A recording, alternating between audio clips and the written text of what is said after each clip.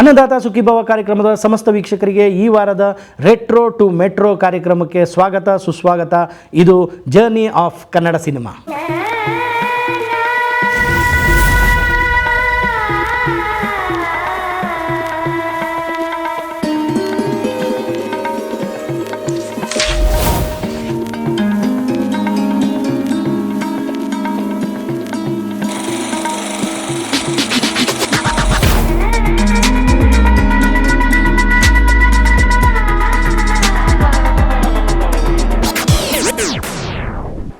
ಇವತ್ತು ನಾವು ಮಾತಾಡೋಕ್ಕೆ ಹೊರಟಿರುವಂಥ ಚಿತ್ರದ ಹೆಸರು ಭಕ್ತ ಪ್ರಹ್ಲಾದ.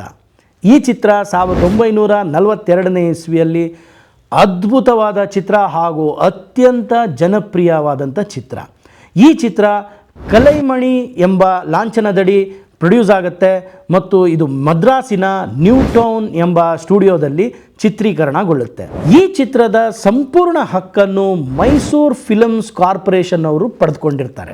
ಈ ಚಿತ್ರದ ಸಂಭಾಷಣೆ ಹಾಗೂ ಹಾಡುಗಳನ್ನ ರಚಿಸೋರು ಬೆಳ್ಳಾವೆ ನರಹರಿ ಶಾಸ್ತ್ರಿಗಳು. ಈ ಚಿತ್ರದ ನಿರ್ದೇಶನದ ಜವಾಬ್ದಾರಿಯನ್ನು ಹೊತ್ಕೊಂಡವರು ಕೋ ಸುಬ್ರಹ್ಮಣ್ಯಂ ಅವರು ಹಾಗೂ ಅವರಿಗೆ ಅಸೋಸಿಯೇಟ್ ಡೈರೆಕ್ಟರ್ ಆಗಿ CSV ಅಯ್ಯರ್ ಅವರು ಸಾಥ್ ನೀಡ್ತಾರೆ.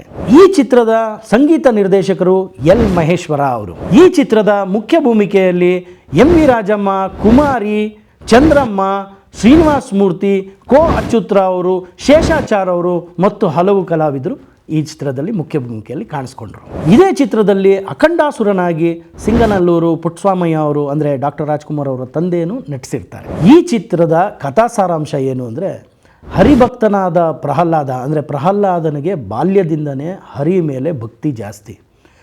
ಅವನ ತಂದೆ ಹಿರಣ್ಯಕಶಿಪುವಿಗೆ ವಿಷ್ಣು ಅಥವಾ ಹರಿ ಎಂದರೆ ವೈರತ್ವ ಇರುತ್ತೆ, ದ್ವೇಷ ಇರುತ್ತೆ. ಯಾಕೆಂದರೆ ತನ್ನನ್ನು ತಾನೇ ದೇವರು ಅಂತ ತಿಳ್ಕೊಂಡು ತನ್ನನ್ನೇ ಪೂಜೆ ಮಾಡಬೇಕು ಅಂತ ಎಲ್ಲ ಕಡೆ ಸಾರ್ತಾ ಇರುವಾಗ ತಂದೆ ಮತ್ತು ಮಗನ ಮಧ್ಯ ನಡೆಯುವಂಥ ಅಂದರೆ ದುರಂಕಾರ ಮತ್ತು ಭಕ್ತಿಯ ಮಧ್ಯ ನಡೆಯುವಂಥ ಒಂದು ಯುದ್ಧ ಅಂತ ಏನಂತೀವಿ ನಾವು, ಭಕ್ತಿ ಗೆಲ್ಲುತ್ತಾ ದುರಂಕಾರ ಗೆಲ್ಲುತ್ತಾ ಅನ್ನೋದ್ರ ಬಗ್ಗೆನೇ ಈ ಚಿತ್ರ. ಇದರಲ್ಲಿ ಹಿರಣ್ಯಕಶಿಪು ತನ್ನ ಮಗನನ್ನೇ ಹರಿಭಕ್ತನನ್ನಾಗಿ ಇದ್ದಾನಲ್ಲ ಅವನ್ನ ಆ ಭಕ್ತಿಯಿಂದ ಹೊರತರಬೇಕು ಅಂತ ಸುಮಾರು ಶಿಕ್ಷೆಗಳನ್ನ ಕೊಡ್ತಾ ಹೋಗ್ತಾನೆ. ಆದರೆ ಎಲ್ಲದರಲ್ಲೂ ಭಕ್ತಿನೇ ಜಯಿಸ್ತಾ ಹೋಗುತ್ತೆ. ಕೊನೆಯಲ್ಲಿ ಏನಾಗುತ್ತೆ ಅಂತ ಎಲ್ಲರಿಗೂ ಗೊತ್ತು. ವಿಷ್ಣು ಆ ಒಂದು ಉಗ್ರ ನರಸಿಂಹನ ಅವತಾರ ತಾಳಿ ಹಿರಣ್ಯಕಶಿಪುವನ್ನು ಹೇಗೆ ಸಂಹಾರ ಮಾಡ್ತಾನೆ. ಸೊ ದುರಂಕಾರದ ಮೇಲೆ ಭಕ್ತಿ ಗೆಲ್ಲುತ್ತೆ ಅನ್ನೋದೇ ಈ ಚಿತ್ರಕಥೆಯ ಸಾರಾಂಶ. ಈ ಚಿತ್ರ ಸುಮಾರು 11,000 ಅಡಿ ರೀಲ್ ಉಳ್ಳಂಥ ಚಿತ್ರ. ಇನ್ನೊಂದು ವಿಶೇಷತೆ ಏನು ಅಂದರೆ, ಇದೇ ಭಕ್ತ ಪ್ರಹ್ಲಾದ ಚಿತ್ರ 1983ರಲ್ಲಿ ತಿರ್ಗಾ ಪುನರ್ರಚನೆಗೊಳ್ಳುತ್ತೆ.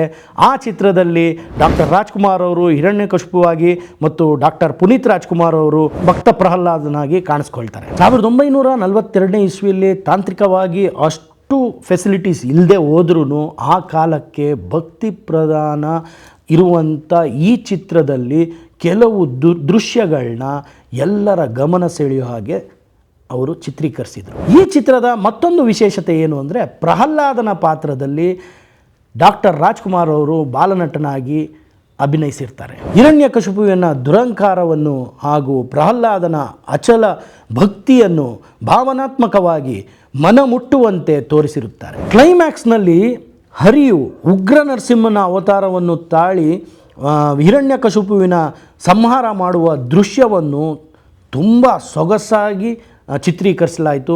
ಆ ಟೈಮಲ್ಲಿ ಅಷ್ಟು ಟೆಕ್ನಿಕಲಿ ಸ್ಟ್ರಾಂಗ್ ಇಲ್ಲದೆ ಹೋದರೂ ತುಂಬ ಸೊಗಸಾಗಿ ಚಿತ್ರೀಕರಿಸಿದರು. ಸತ್ಯ ಭಕ್ತಿ ಎಂಬುದು ಎಂದಿಗೂ ಸೋಲುವುದಿಲ್ಲ ಎನ್ನುವ ಒಂದು ಸಂದೇಶವನ್ನು ಈ ಚಿತ್ರ ಸಾರಿದೆ. ಶ್ಲೋಕ ಮತ್ತು ಪೌರಾಣಿಕ ಶೈಲಿಯ ಸಂಗೀತ ಈ ಚಿತ್ರದ ಮುಖ್ಯ ಹೈಲೈಟ್ಸ್. ಈ ವಾರ ಭಕ್ತ ಪ್ರಹ್ಲಾದ ಚಿತ್ರದ ಬಗ್ಗೆ ಮಾತಾಡಿದ್ವಿ.